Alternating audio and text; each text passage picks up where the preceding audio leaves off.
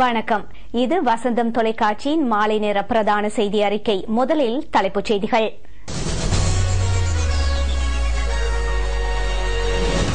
சகல மாணவர்களுக்கும் மடிக்கணனிகள். ஜனாதிபதி தலைமையில் முதல்கட்ட பேச்சுவார்த்தை. திமுக டெசோ மாநாட்டுக்கு தமிழக அரசும் ஈழம் வார்த்தை பிரயோகத்திற்கு இந்திய அரசும் தடை. ஆசிய பிராந்தியத்தின் பாதுகாப்பு மற்றும் ஸ்திரத்தன்மை தொடர்பில் இலங்கை கடற்படை அளப்பரிய சபை. அமைச்சர் ஜிஎல் பேரிஸ் ஆசியான் பிரதிநிதிகளுக்கு எடுத்துரைப்பு. அத்தியாவசிய பொருட்களில் தட்டுப்பாட்டை நீக்கவும் விலையேற்றத்தை தடுக்கவும் அரசாங்கம் நடவடிக்கை. சப்ரகமுவ பல்கலைக்கழக மாணவர்கள் விரிவுரையாளர்களுக்கு படிப்பினை. சமூக சபைகளில் மாணவர்கள் நாட்டம். ஈராக்கில் தொடர் குண்டு வெடிப்புகள், 9 பேர் பலி. இனி விரிவான செய்திகள். முதலில் உள்நாட்டு செய்திகள். சகல பாடசாலை மாணவர்களுக்கும் லேப்டாப் மடிக்கணனிகளை வழங்குவதற்கு அரசாங்கம் திட்டமிட்டுள்ளது.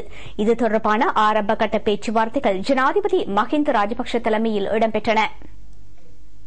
2014ஆம் ஆண்டு அனைத்து பாடசாலை மாணவர்களுக்கும் மடிக்கணனிகளை வழங்கும் செய்திட்டம் தொடர்பான ஆரம்பகட்ட பேச்சுவார்த்தை ஜனாதிபதி மஹிந்த ராஜபக்ஷ தலைமையில் அலரி மாளிகையில் இடம்பெற்றது. மஹிந்த சிந்தனையில் உள்ளடக்கப்பட்டுள்ள தொழில்நுட்பம் நிரம்பிய எதிர்கால சமூகம் ஒன்றை கட்டி எழுப்பும் எதிர்பார்ப்புடன் இத்திட்டம் அமல்படுத்தப்படவுள்ளது.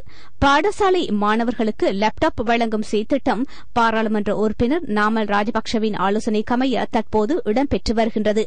இதனை முன்னிட்டு ஹம்பாந்தோட்டை மாவட்டத்தில் கணனி உற்பத்தி தொழிற்சாலை ஒன்றும் ஆரம்பிக்கப்படவுள்ளது. 2014ஆம் ஆண்டில் புதிய செய்திட்டம் ஆரம்பிக்கப்பட்டவுடன் அனைத்து பாடசாலைகளிலும் தரம் 6 முதல் உயர்தரம் வரை கற்கும் மாணவ மாணவிகளுக்கு மடிக்கணனிகளின் உதவியுடன் கல்வி நடவடிக்கைகளை மேற்கொள்ள வாய்ப்பு உருவாகும். இவ்வகையிலான கல்வி முறைமை உலகின் வளர்ச்சி அடைந்த நாடுகளில் பயன்பாட்டில் உள்ளன. கல்வித்துறையில் உச்சநிலையில் உள்ள இலங்கையிலும் இதுபோன்ற திட்டங்களை அமுல்படுத்துவதனால் நாட்டின் கல்வித்துறையில் பாரிய வெற்றியை அடையலாம் என ஜனாதிபதி இங்கு தெரிவித்தார். அமைச்சர்களான பந்துல குணவர்தன, விமல் வீரவன்ச, ஜனாதிபதி செயலாளர் லலித் வீரதுங்க உள்ளிட்ட பலர் இதில் கலந்து கொண்டனர். தமிழகத்தின் சென்னையில் டெசோ மாநாட்டை நடத்துவதற்கு திராவிட முன்னேற்றக் கழகம் மும்முரமாக ஈடுபட்டு வரும் நிலையில் மாநாட்டினை நடத்துவதற்கு தமிழக போலீசார் தடை விதித்துள்ளனர். இதனால் திராவிட முன்னேற்றக் கழக தலைவர் மு கருணாநிதி அதிர்ச்சி அடைந்துள்ளார். தமிழக முன்னாள் முதலமைச்சர் மு கருணாநிதியின் தலைமையில் இலங்கை ஈழத்தமிழ் வாழ்வுரிமை மாநாடு எனப்படும் டெசோ மாநாட்டை நாளை நடாத்துவதற்கு துரிதமாக ஏற்பாடுகள் நடைபெற்று வந்தன. இதற்கு எதிரான விளக்கங்களை தமிழ்நாட்டு அரசாங்கம் நீதிமன்றத்தில் முன்வைத்துள்ளது. ஏற்கனவே மாநாடு நடைபெறுவதற்கு தீர்மானித்த இடத்தில் மாநாட்டை நடாத்த வேண்டாம் என நீதிமன்றம் தடை உத்தரவு பிறப்பித்துள்ளது. இம்மாநாட்டில் ஈழம் என்ற சொற்பிரயோகம் பயன்படுத்தப்படவுள்ளதாகவும் அதற்கு ஒருபோதும் இடமளிக்க முடியாதென்றும் இந்திய மத்திய அரசு தெரிவித்துள்ளது. வைத்தியசாலை ஒன்று அமைந்துள்ள சிறிய இடத்தில் மாநாட்டை நடாத்துவதன் மூலம் வைத்தியசாலைக்கு வரும் ஆயிரக்கணக்கான மக்கள் அசௌகரியங்களை எதிர்நோக்க வேண்டி வரும் என தமிழக அரசாங்கம் தெரிவித்துள்ளது. இது உட்பட முக்கிய 11 காரணங்களினால் மாநாட்டை நடாத்துவதற்கு இடமளிக்க முடியாதென சென்னை போலீசார் தெரிவித்துள்ளனர். இதன் காரணமாக கருணாநிதி தலைமையிலான எல்டிடி ஆதரவாளர்கள் மிகவும் அசௌகரிய நிலைக்கு தள்ளப்பட்டுள்ளதாக இந்திய ஊடகங்கள் தெரிவித்துள்ளன. அத்துடன் கருணாநிதி தலைமையில் திமுக பிரமுகர்கள் விசேட ஆலோசனைக் கூட்டத்தில் கலந்து கொண்டுள்ளனர். ஆசியான் பிராந்தியத்தின் பாதுகாப்பு மற்றும் ஸ்திரத்தன்மை தொடர்பில் இலங்கை கடற்படை உஷார் நிலையில் உள்ளதாக வெளிவிவகார அமைச்சர் ஜிஎல் பேரிஸ் சர்வதேசத்திற்கு தெரிவித்துள்ளார். ஆசியான் அமைப்பின் 45வது ஆண்டு பூர்த்தியை முன்னிட்டு கொழும்பில் இடம்பெற்ற நினைவு தின வைபவத்தில் பிரதம அதிதியாக கலந்து கொண்ட போதே அமைச்சர் பேராசிரியர் ஜிஎல் பேரிஸ் இவ்வாறு தெரிவித்தார். சட்டவிரோத ஆட்கடத்தலை தவிர்ப்பதிலும் பயங்கரவாதிகளுக்கு கடல் மார்க்கத்தினூடாக வளங்கள் கிடைப்பதை தடுப்பதிலும் இலங்கை கடற்படை பாரிய பங்களிப்பை வழங்கி வருகிறது. கடற்கொள்ளைகளை தடுத்தல் மற்றும் சிறிய ரக ஆயுதங்கள் கடத்தப்படுவதை கட்டுப்படுத்தல் ஆகியவற்றின் மூலம் சர்வதேச வர்த்தகத்துறையை இலங்கை கடற்படையினர் பாதுகாத்து வருவதாக அமைச்சர் பீரிஸ் இங்கு சுட்டிக்காட்டினார். இவ்வைபவத்தில் பிராந்திய நாடுகளின் உயர்ஸ்தானிகர்கள், தூதுவர்கள், வெளிவிவகார செயலாளர் கருணாதிலக அமுனுகம உட்பட பலரும் கலந்து கொண்டனர். அத்தியாவசிய பொருட்களுக்கு தட்டுப்பாடு ஏற்படுவதற்கு இடமளிக்கப் போவதில்லை எனவும் தட்டுப்பாடின்றியும் குறைந்த விலைகளிலும் பொருட்கள் நுகர்வோருக்கு வழங்கப்படும் எனவும் அரசாங்கம் தெரிவித்துள்ளது. வர்த்தகர்கள் அத்தியாவசிய பொருட் தட்டுப்பாட்டை ஏற்படுத்த முயன்றால் அவற்றை வர்த்தக அமைச்சு இறக்குமதி செய்யும் என அமைச்சர் ஜான்சன் பெர்னாண்டோ தெரிவித்துள்ளார். உள்ளூரில் உற்பத்தி செய்யப்படும் அத்தியாவசிய பொருட்களை தவிர்த்து ஏனைய அத்தியாவசிய உணவுப் பண்டங்கள் இறக்குமதி செய்யப்படும் என அமைச்சர் ஜான்சன் பெர்னாண்டோ தெரிவித்துள்ளார். தற்போது இலங்கை முழுவதும் உள்ள அத்தியாவசிய பொருட்கள் தொடர்பான தகவல்களை நுகர்வோர் அதிகார சபை திரட்டி வருகின்றது. சந்தையில் பொருட்களின் விலைகளை நிலையாக பேணுவதற்கும் நடவடிக்கை எடுக்கப்படும் என அமைச்சர் தெரிவித்தார். தேர்தலை இலக்காக வைத்து பொருட்களின் விலைகள் குறைக்கப்படுவதாக எதிர்க்கட்சியினால் மேற்கொள்ளப்படும் குற்றச்சாட்டினை அமைச்சர் மறுத்துள்ளார். விலைகளை குறைக்க வேண்டிய சந்தர்ப்பங்களில் மக்களுக்கு நிவாரணங்களை வழங்கும் வகையில் அரசாங்கம் அர்ப்பணிப்புடன் செயல்பட்டு வருவதாகவும் அமைச்சர் ஜான்சன் பெர்னாண்டோ மேலும் தெரிவித்தார். சிறுபோக விவசாயிகளுக்கு நிவாரணம் வழங்குவதற்கு துரித திட்டங்கள் வகுக்கப்பட்டுள்ளன. இது தொடர்பான விண்ணப்பங்களை ஏற்கும் பணிகள் ஆரம்பிக்கப்பட்டுள்ளன. இவ்வாண்டு சிறுபோகத்தில் வறட்சியின் காரணமாக பாதிக்கப்பட்ட விவசாயிகளின் நெல் மற்றும் மேலதிக பயிர் செய்கைக்கான நிவாரணம் வழங்கும் திட்டம் ஒன்று ஆரம்பிக்கப்பட்டுள்ளது. நிதி திட்டமிடல் அமைச்சும் விவசாய அபிவிருத்தி மற்றும் வன ஜீவராசிகள் அமைச்சும் இணைந்து இத்திட்டத்தை முன்னெடுக்கின்றன. அனுராதபுரம், பொலனறுவை, குருநாகல், புத்தளம் மற்றும் திருகோணமலை மாவட்டங்களில் இவ்வருட சிறுபோகத்தின் போது ஏற்பட்ட சேதங்களை மதிப்பீடு செய்து விவசாயிகளுக்கு துரித நிவாரணங்கள் வழங்கப்படுகின்றன. விவசாய அபிவிருத்தி திணைக்களத்தினால் முன்னெடுக்கப்படும் இத்திட்டத்திற்கு விவசாயிகளிடமிருந்து விண்ணப்பங்கள் தற்போது ஏற்கப்படுகின்றன. குறித்த பிரதேசத்திற்கு பொறுப்பான விவசாய ஆராய்ச்சி உற்பத்தி உதவியாளர்களிடமிருந்து இவ்விண்ணப்பங்களை பெற்றுக் கொள்ளலாம் என நிதி திட்டமிடல் அமைச்சு தெரிவித்துள்ளது. வாவிகளில் வண்டல் மண்ணை அகற்றி விவசாயிகளுக்கு நிவாரணம் வழங்கும் செய்திட்டத்தை தொடர்ந்து முன்னெடுப்பதற்கு அரசாங்கம் தீர்மானித்துள்ளது. இத்திட்டம் பெரும்போகத்துடன் நிறைவடைந்துவிடும் என தேர்தலில் ஆதாயம் பெற்றுக் கொள்வதற்காக எதிர்க்கட்சி தெரிவிப்பதாக அமைச்சர் எஸ் எம் சந்திரசேன அனுராதபுரத்தில் இடம்பெற்ற ஊடகவியலாளர் மாநாட்டில் தெரிவித்தார். வாவிகளை தூர்வாரும் பணிகளை நாம் இத்துடன் நிறுத்த மாட்டோம். இலங்கையில் 37,000க்கும் மேற்பட்ட வாவிகள் உள்ளன. குளங்களை தூர்வாருவதால் நீர் தேங்குவதை 20 வீதமாக அதிகரிக்கலாம். இது ஒரு தேர்தலை நோக்கமாக கொண்ட நடவடிக்கை அல்ல. விவசாயிகளுக்காக மேற்கொள்ளப்படும் பாரிய மக்கள் பணியாகும். அத்துடன் பொருளாதாரத்திற்கும் உந்து சக்தியாக அமையும். தற்போது நிலவும் வறட்சிக்கு மத்தியில் சிறிய மற்றும் பாரிய வாவிகளின் வண்டல் மண்ணை அகற்றும் செய்திட்டத்திற்கு இணைவாக மேதரிகிரிய பிரதேச செயலக பிரிவில் மகா அம்பகஸ்வெவ வாவியின் வண்டல் மண் அகற்றப்படுகிறது. பிரதி அமைச்சர் சிறிபால கம்லத்தின் தலைமையில் இவ்வைபவம் இடம்பெற்றது. இவ்வாவி நிர்மாணிக்கப்பட்டு 50 ஆண்டுகளுக்கு பின்னர் இவ்வாறு வண்டல் மண் அகற்றப்படுகிறது. விவசாயிகளுக்கான ஓய்வூதியம் வழங்கும் வைபவம் எதிர்வரும் வெள்ளிக்கிழமை ஆரம்பமாக உள்ளது. விவசாயிகளுக்கு ஓய்வூதியம் வழங்குவதற்காக அனைத்து தகுதிகளும் கொண்ட அதேவேளை இதுவரை எதுவித ஓய்வூதிய கொடுப்பனவுகளும் வழங்கப்படாத விவசாயிகளுக்கு ஓய்வூதிய கொடுப்பனவு ஒன்று எதிர்வரும் 14ஆம் தேதி முதல் வழங்கப்படும் என நிதி திட்டமிடல் அமைச்சு தெரிவித்துள்ளது. பிரதேச செயலகங்கள் ஊடாக ஓய்வூதிய கொடுப்பனவை வழங்குவதற்கு தேவையான ஏற்பாடுகள் மேற்கொள்ளப்பட்டதாக அமைச்சினால் விடுக்கப்பட்டுள்ள அறிக்கையில் தெரிவிக்கப்பட்டுள்ளது. மாகாண சபை தேர்தலில் மாற்றுக் கட்சிகளுக்கு வாக்களிப்பதால் மக்களுக்கு எவ்வித நன்மையும் ஏற்பட போவதில்லை என ஐக்கிய மக்கள் சுதந்திர கூட்டமைப்பின் தலைவர்கள் தெரிவித்துள்ளனர்.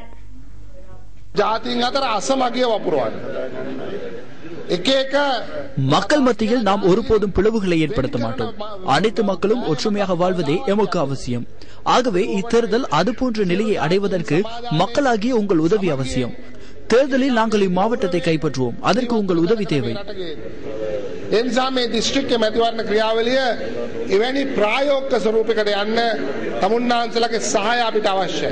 இன்று தமிழர்களுக்கு ஏற்பட்டிருக்கிற விமோசனத்தை பாருங்கள். அன்று புலிகளால் அவர்கள் காவி எடுக்கப்பட்டார்கள், கவ்வப்பட்டார்கள், வாழ்வாதாரம் இல்லாமல் இருந்தது. மீன் பிடிக்க போக முடியாது, விவசாயம் செய்ய முடியாது. அங்கே விவசாயிகளை கொன்றார்கள், கொன்று குவித்தார்கள். காத்தான்குடியிலே பள்ளி வாசலிலே தொழுது கொண்டிருந்த பொழுது முஸ்லிம்களை படுகொலை செய்தார்கள். ஏராவூரிலே, ஏன் அறந்தலாவிலே பிக்குமார்களை எல்லாம் படுகொலை செய்த அந்த இழிவான, கீழ்த்தரமான, பயங்கரமான அந்த நிகழ்ச்சிகளை நான் உங்களுக்கு அந்த வரலாற்றை நினைவுபடுத்த வேண்டும். அது நன்றாக தெரியும்.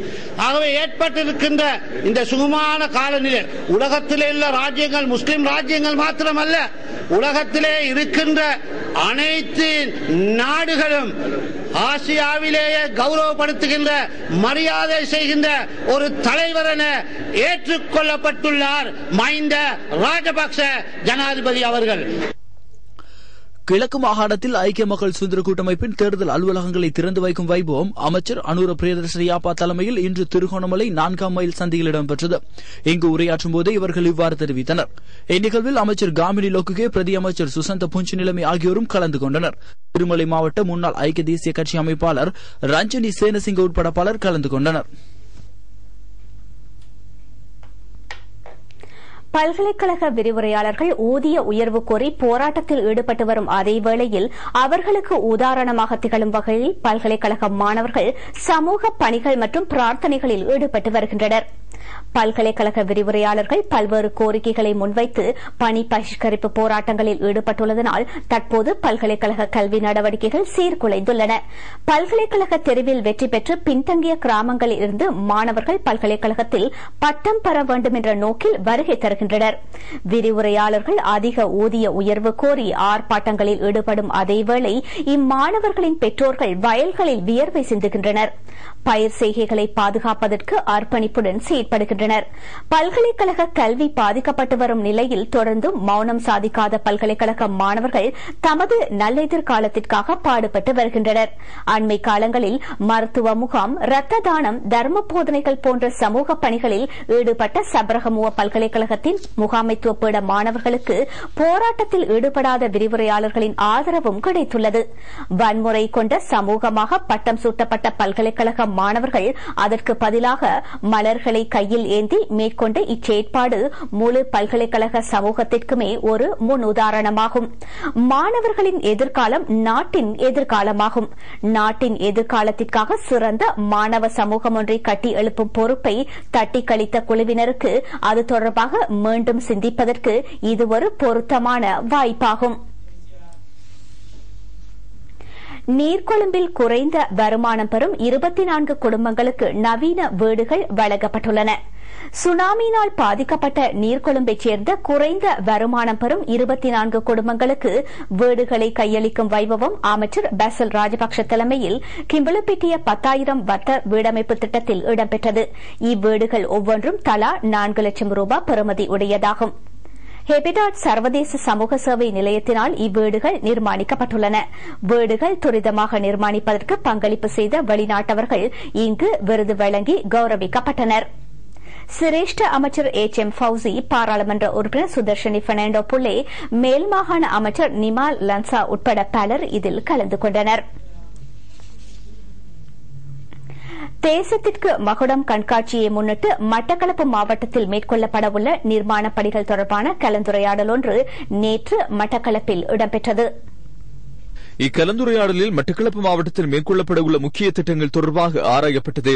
எதிர்வரும் 3ஆம் தேதி ஜனாதிபதி மஹிந்த ராஜபக்ஷ இம்மாவட்டத்தில் மேற்கொள்ளப்படும் தேசத்திற்கு மகுடம் அபிவிருத்தி திட்டங்களை பார்வையிட மட்டக்களப்பிற்கு வருகை தர உள்ளதால் அபிவிருத்தி திட்டங்களை துரிதமாக முன்னெடுக்க வேண்டியதன் அவசியம் குறித்தும் அவதானம் செலுத்தப்பட்டது.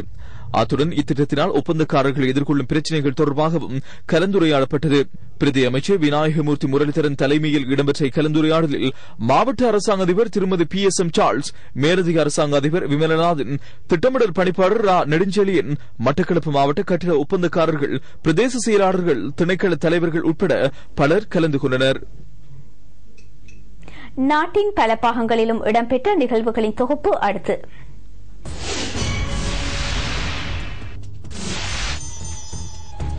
மட்டக்களப்பு மாவட்டத்தில் இடதுசாரி மக்கள் முன்னணியின் சார்பில் எதிர்வரும் மாகாண சபை தேர்தலில் போட்டியிடும் வேட்பாளர்களை அறிமுகம் செய்து வைக்கும் வைபவம் மட்டக்களப்பு OCN விடுதியில் இடம்பெற்றது. இதில் அம்முன்னணியின் தலைவர்களான சிரேஷ்ட அமைச்சர் திஸ்ஸ விதாரணா, அமைச்சர் வாசுதேவ நாணயக்கார் ஆகியோரும் கலந்து கொண்டனர். கட்சியின் முக்கியஸ்தர்கள் பலரும் இந்நிகழ்வில் பங்கேற்றனர். லட்சுமண் கதிர்காமர் தந்திரோபாய கற்கை சர்வதேச தொடர்புகளுக்கான ஆய்வு மத்திய நிலையமும் போலந்தின் சர்வதேச அலுவலர்கள் நிறுவனமும் இணைந்து ஏற்பாடு செய்த விசேட செயலமர்வு ஒன்று நேற்று இடம்பெற்றது. போலந்தில் பொருளாதார மற்றும் அரசியல் செயற்பாடுகள் தொடர்பாக இச்செயலமர்வில் போலந்து நாட்டவரான பெர்சி பிராம் நவுசைக்கு இவ்விசேட சொற்பொழிவாற்றினார். மேல்மாகாண சபை உறுப்பினர் சிரா லக்திலகவின் நிதி ஒதுக்கீட்டில் மத்திய கொழும்பில் வசிக்கும் வறிய குடும்பங்களுக்கு தையல் இயந்திரங்கள் மற்றும் கூரை தகடுகள் வழங்கப்பட்டன. தென்மாகாண சபை உறுப்பினர் மைத்ரி குணரட்ன உட்பட பலர் இதில் கலந்து கொண்டனர். புனித ரமலானை முன்னிட்டு காத்தான்குடி சம்மேளன பிரிவில் உள்ள பள்ளிவாசல்களில் கடமை புரியும் முஅல்லிம்கள் மற்றும் முஅத்தின்களுக்கு பிரதி அமைச்சர் ஹிஸ்புல்லாவின் வேண்டுகோளின் பேரில் அரசாங்கத்தினால் விசேட கொடுப்பனவுகள் வழங்கப்பட்டன. நேற்று மாலை காத்தான்குடி அனாதைகள் இல்லத்தில் ஹிரா பவுண்டேஷன் பணிப்பாளர் அசாபியா பசீர் தலைமையில் இவ்வைபவம் இடம்பெற்றது. நிகழ்வில் பிரதம அதியாக பிரதி அமைச்சர் எம்எல்ஏ ஹிஸ்புல்லா கலந்து கொண்டு கொடுப்பனவுகளை வழங்கினார். நிந்தவூர் மாவட்ட வைத்தியசாலைகளுக்கு ஜேர்மன் தன்னார்வ நிறுவனமான ஆக்சிலியோ வெனிவே சுமார் 15 லட்சம் ரூபாய் பெறுமதியான உபகரணங்களை வழங்கியுள்ளது. அத்துடன் 50 பாடசாலை மாணவர்களுக்கு புலமை பரிசு நிதியினையும் இவ்வமைப்பு வழங்கியுள்ளது. எக்ஸன் போரம் ஏற்பாடு செய்த இந்த நிகழ்வில் பாராளுமன்ற உறுப்பினர் ஃபைசல் காசிம் பிரதமதியாக கலந்து கொண்டார். ஆக்சிலியோ வெனிவே அமைப்பின் பிரதிநிதிகள் பலரும் இதில் கலந்து கொண்டனர்.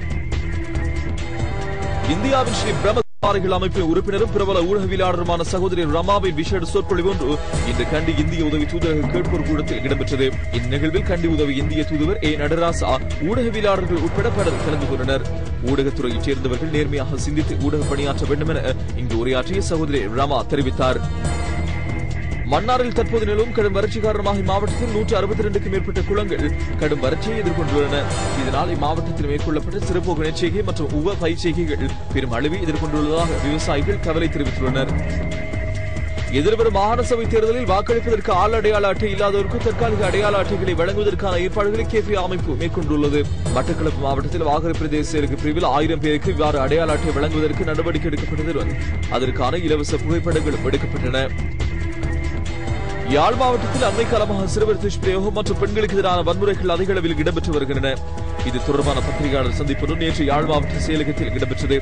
சிறுவர் துஷ்பிரயோகம் தொடர்பான செய்திகளை ஊடகங்கள் வெளியிடும் போது குறித்த சிறுவர்களுக்கு பாதிப்பு ஏற்படாத வகையில் செய்திகளை வெளியிட வேண்டும் என யாழ் அரசு அதிபர் சுந்தரம் அருமைநாயகம் இச்சந்திப்பின் போது வேண்டுகோள் விடுத்தார்.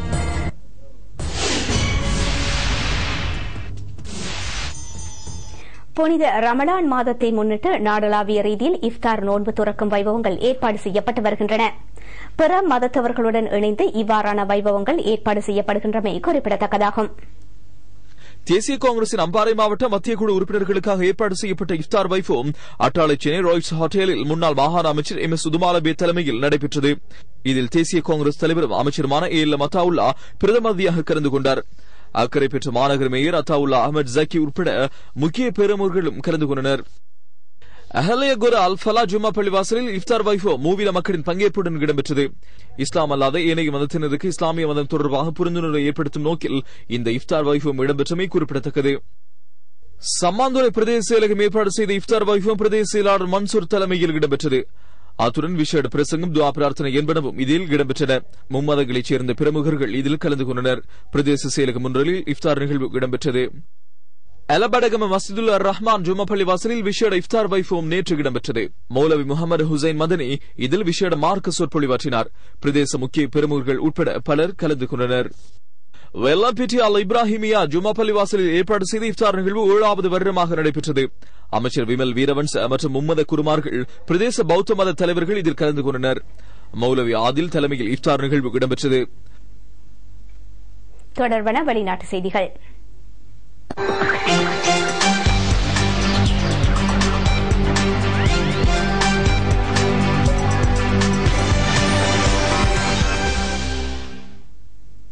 ஈராக்கில் தொடர் குண்டு தாக்குதல்கள் மேற்கொள்ளப்பட்டன. இதனால் 9 பேர் மரணமடைந்தனர். வடக்கு ஈராக்கிலேயே இந்த தாக்குதல் மேற்கொள்ளப்பட்டது. ஷியா முஸ்லிம்களையும் பாதுகாப்பு தரப்பினரையும் இலக்கு வைத்து இந்த தாக்குதல் மேற்கொள்ளப்பட்டதாக ஈரான் வட்டாரங்கள் தெரிவிக்கின்றன. இத்தாக்குதலில் 50 பேர் காயமடைந்தனர். பள்ளிவாசல் ஒன்றின் அருகில் முதலாவது குண்டுவெடிப்பு இடம்பெற்றது. மற்றொரு குண்டு பக்தாத் நகரின் பிரதான நெடுஞ்சாலையில் வெடிக்கச் செய்யப்பட்டது. இதில் 3 போலீசார் மரணமடைந்தனர். அந்த வெளிநாட்டு செய்தியுடன் எமது இந்த செய்தி அறிக்கை நிறைவு பெறுகிறது. எமது அடுத்த செய்தி அறிக்கையினை இரவு 8 மணிக்கு வசந்தம்